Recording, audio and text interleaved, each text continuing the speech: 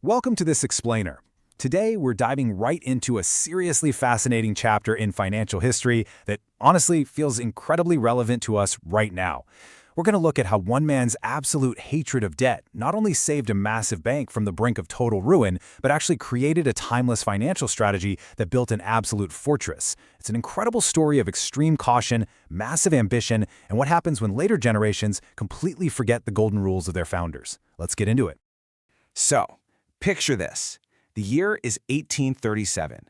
America is a very young country, and its banking industry is wildly unregulated.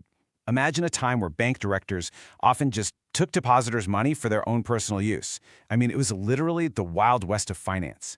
Because of this totally reckless behavior, almost every 5 years, there was a major banking crisis. But 1837, that marked the absolute worst economic crash in America's young history up to that point. Unregulated banks suddenly faced a massive, terrifying rush of withdrawals. Because you know what's at the core of every single banking crisis? Human psychology. When things go wrong, everyone just heads for the door. They try to sort of fold their cards. Depositors all over the country were panicking about the safety of their hard-earned funds and just rushed to pull them out. Banks were failing by the droves. And right smack in the middle of this chaos was the Citibank of New York, founded just 31 years prior. They were hit incredibly hard and pushed right to the very edge of total collapse. Enter Moses Taylor. Facing this immense pressure, the Citibank board appointed a 31-year-old manager, basically hoping for a miracle rescue mission. And his background perfectly illustrates who he was. Moses Taylor wasn't some sheltered aristocrat, he was incredibly self-made. At just 15 years old, he was already working the grueling docks of New York Harbor. By the time he hit 30, he was running a highly successful Caribbean trade business, importing sugar from Cuba and handling commodities from all over.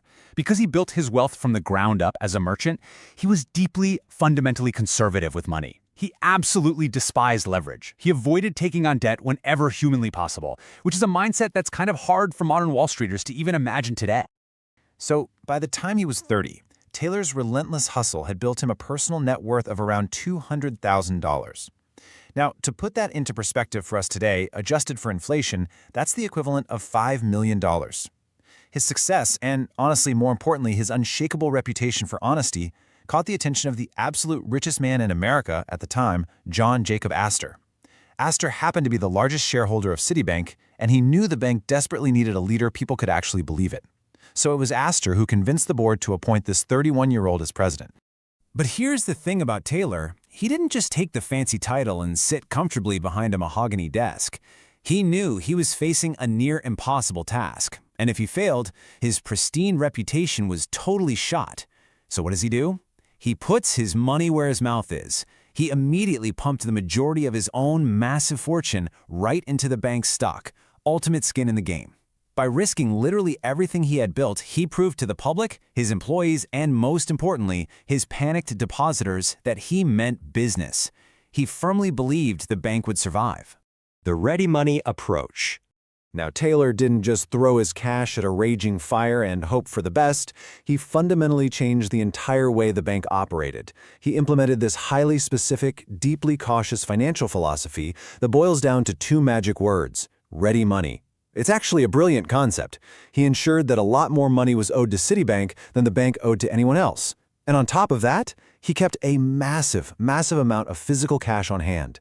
He knew panics were purely driven by fear, and the only way to kill a panic is to prove beyond a shadow of a doubt that you have the actual cash sitting right there, ready to be handed over.